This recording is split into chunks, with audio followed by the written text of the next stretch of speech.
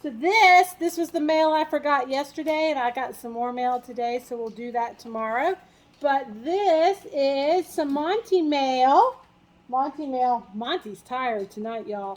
Monty mail for the dogs. It says we love all of you guys from Miss Wright's class, and they did such a nice job. This is from Elijah. And he made oh, what a nice letter. Dear Monty, I hope you have a Merry Christmas. Monty, I love cookies too, and I like snacks. And I like story time too, and laying on my couch. And I love playing with my toys like you, and chew books too. Dear Noah, I hope you have a Merry Christmas. I love the color of your fur, and I love your eye color. It makes you look adorable. Dear John Boy, I hope you have a Merry Christmas. I love to play outside too and roll in mud too, and you're super cool too. Love, Elijah Jones, Miss Wright's class. Elijah, you did a great job, and thank you so much for including all the dogs, the other dogs, so they don't get, jealous. They're all part of the family. We're all about some family. Merry Christmas, Monty, from Iverson to Monty. So we've got some talented artists at Mitchell County Elementary School. Dear Monty, we hope you have a good holiday with your toys, snacks like bones, dog food, and dog toys. Love, Monty. And we hope you enjoy your Christmas story and Christmas joy. And there's some Christmas. Oh, cool. Maybe Josie, while she's sitting there, will find us Monty's Christmas toy we bought him. Y'all can see what dogs do with Christmas toys. Dear Monty, I wish you was in my classroom while I'm learning reading. Merry Christmas. Love, Monty, from Carter, Miss Wright's class. Thank you, Carter. I think Monty would love to be in your class reading.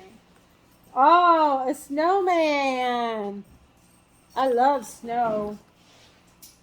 Oh, dear favorite dogs, thank you for all the videos you gave us, especially me. Imagine to pass all the tests. Thank you, JBM. And we got another. Oh, you wrote a lot, Ambrielle. Hope you like it. Merry Christmas, reindeer dogs. Thank you. Mercer, Monty, from Ambrielle. Ambrielle, you did a good job. Thank you for Snowman Monty. Monty, look, y'all. Monty is letting Josie know it's getting close to bedtime. Monty, you like your man? You love the snowman. He loves the snowman. We're gonna do one more, and then we're gonna read. And we'll do some more cards. So, more Monty mail coming. Thank you. Merry Christmas. Oh, someone's got some neat Denilah, you've got very neat handwriting. Dear Monty, I hope you have a great Christmas and do some more videos so we can have fun every day and see what you have for Christmas. Monty. I love Monty and all the other dogs too, and I love y'all books. Thank you, Denilah. Noah, what's the matter, bud? You like that card? Noah says thank you. All right, one more then, Noah, since you were so excited. Merry Christmas. Oh, a winking doggy. I love the picture. Dear Monty, hey Monty, you might not know me. I just want to tell you how much I love to read your stories with Dr. G and the other dogs. And I want to, someone didn't finish their card, but thank you. That's great artwork. And so we'll do some more. We've got, maybe you may or may not seen our only girl dog. Our only girl dog. Come on. Oh, Monty went to get his toy to show you. This is Rosie. Rosie. Rosie. Come here. Rosie. Rosie. Look at the camera. Rosie's not going to look at the camera. Rosie tried to fight a deer at Thanksgiving, and her ear is finally healed up. This ear right here, if you can see the notch maybe. Yes, Rosie. She's still got a stitch left in it. They had to stitch it up because dogs have a major artery or vein vascular stuff that runs through here, and it's really right through here. Yes, Ro. And they can bleed to death if it doesn't like stop bleeding, and it bleeds a lot. So eventually that stitch will get absorbed into it. Oh, Monty, y'all, can you see Monty? Monty, this is a treasure for Monty. He likes to chew on Mom's Coke bottles. He will also drink Coca-Cola in small quantities. I'm sure some of you are surprised by the fact that Monty will drink a Coke. All right, John Boy, are you ready for the story? John Boy's over here as well. Say hey, John Boy. Hi, buddy. All right, so we are going to read Polar Express. Some of you will hear a professional reading of this in class. Maybe you've seen the movie, but this is a favorite of the Gagnon children and a favorite of the Gagnon dogs. And Monty's trying to take the cap off the Coca-Cola bottle. And he has been successful. Monty can take caps off of soda. You gotta be careful if you leave one around. All right. Drop it. It's time for story So we're time. gonna try to get his bottle from him so he can focus on the story. John Boy, lay down, buddy. He says I can't because Rosie's in my spot. Do y'all ever fight with your siblings about who gets what spot or what seat in the car? That's what our dogs do as well. All right, so the Polar Express. And there's like a wolf here. Maybe that's a big dog. I guess we'll have to find out. The Polar Express. On Christmas Eve, many years ago, I lay quietly in my bed. I did not rustle the sheets. I breathed slowly and silently. I was listening for a sound a friend had told me I'd never hear, the ringing bells of Santa's sleigh. There is no Santa, my friend had insisted, but I knew he was wrong. Late that night, I did hear sounds, though not of ringing bells. From outside came the sounds of hissing steam and squeaking metal. I looked through my window and saw a train standing perfectly still in front of my house.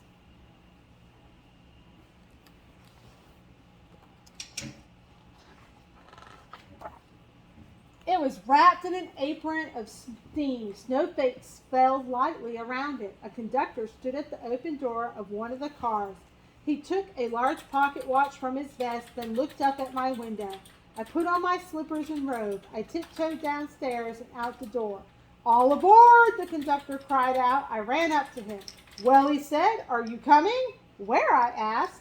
Why, to the North Pole, of course, was his answer. This is the Polar Express. I took his outreached hand and he pulled me aboard. Have you all ever been on a train? I've ridden a train before. It's hard to see the pictures tonight, y'all. I'm sorry. I'm trying.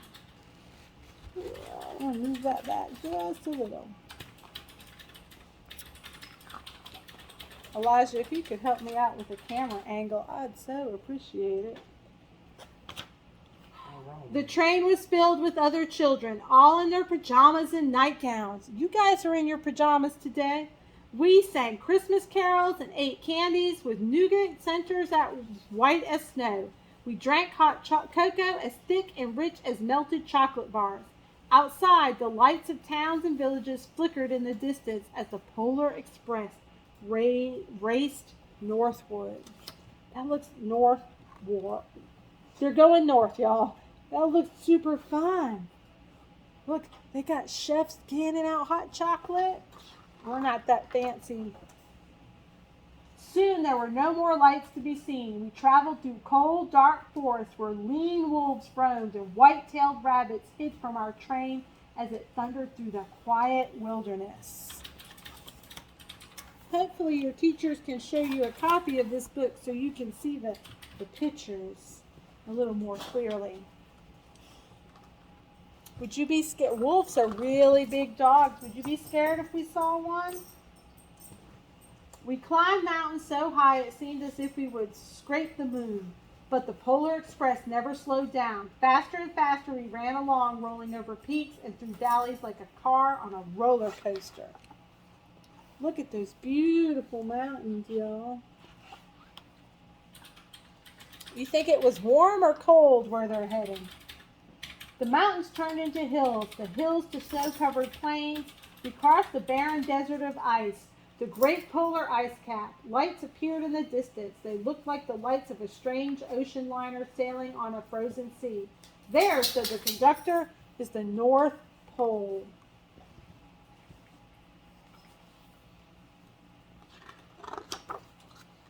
Oh, look how pretty. The North Pole, it was a huge city standing alone at the top of the world, filled with factories where every Christmas toy was made. At first we saw no elves. They are gathering at the center of the city, the conductor told us. That is where Santa will give the first gift of Christmas. Who receives the first gift, we all asked. The conductor answered, he will choose one of you. Oh, how cool would that be to be the first person that Santa gives a gift to? I wonder how Santa makes that choice. Look, shouted one of the children. The elves! Outside we saw hundreds of elves. As our train grew closer to the center of the North Pole, we slowed to a crawl. So crowded were the streets with Santa's helpers. When the Polar Express could go no further, we stopped and the conductor led us outside. Look at all of those elves. Do you think they've been busy making toys? Did they make a toy for you? We pressed through the crowd to the edge of a large open circle. In front of us stood Santa's sleigh. The reindeer were excited. They pranced and paced, ringing the silver sleigh bells that hung from their harnesses. It was a magical sound, like nothing I'd ever heard. Across the circle, the elves moved apart, and Santa Claus appeared. The elves cheered wildly. He marched over to us and, pointing to me, said, "Let's have this fellow here." He jumped into his sleigh. The conductor handed me up. I sat on Santa's knee and asked, "Now, what would you like for Christmas?" And there's Santa.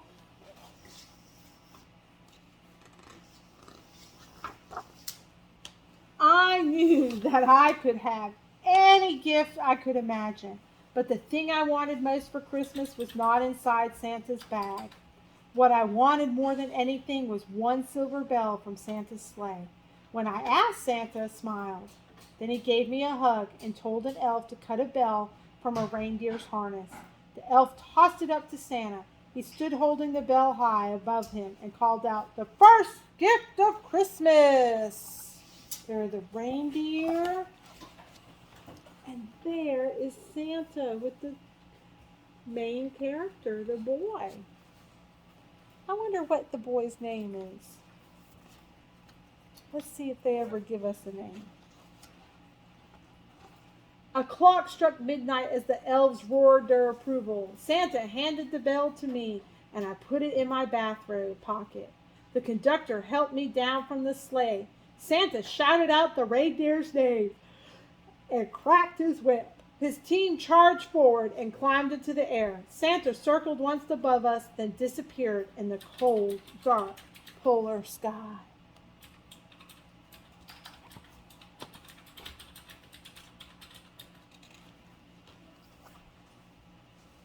Oh, look at all the kids. I wonder what happened. That's our main character right there. As soon as we were back inside the Polar Express, the other children asked to see the bell. I reached into my pocket, but the only thing I felt was a hole.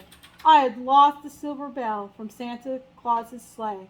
"Let's hurry outside and look for it," one of the children said.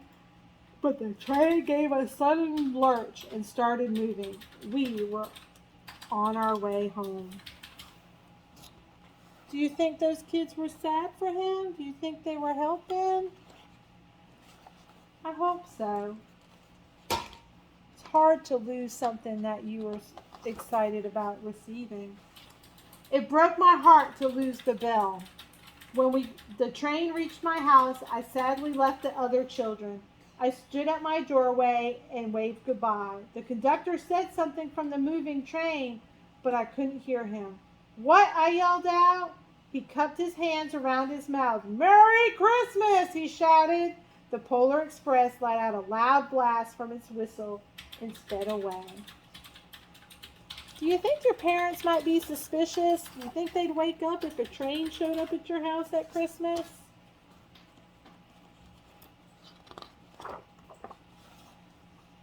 On Christmas morning, my little sister Sarah and I opened our presents. When it looked as if everything had been unwrapped, Sarah found one last small box behind the tree. It had my name on it. Inside was the silver bell. There was a note. Found this on the seat of my sleigh. Fix that hole in your pocket. Signed, Mr. C. I shook the bell. It made the most beautiful sound my sister and I had ever heard. But my mother said, "Oh, that's too bad." "Yes," said my father, "it's broken." When I'd shaken the bell, my parents had not heard the sound.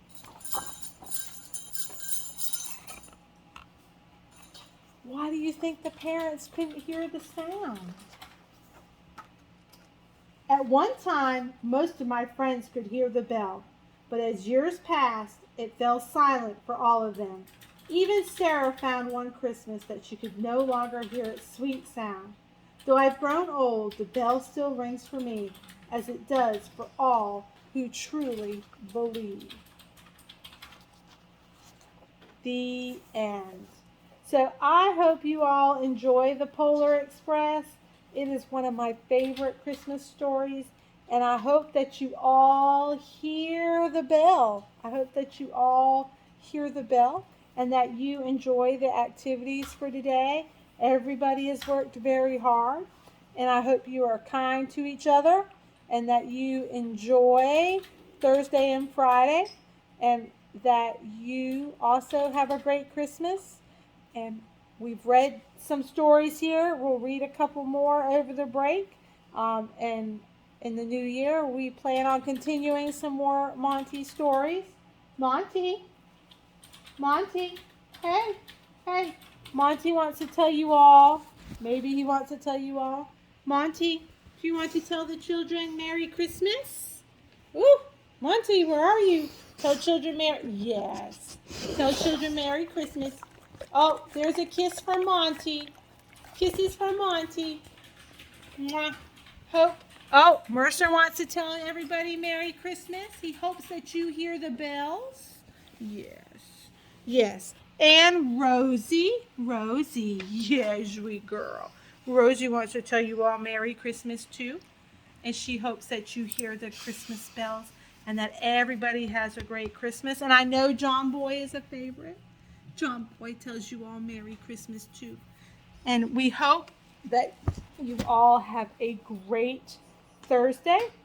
And we will have one more story for this week, some more Monty Mail.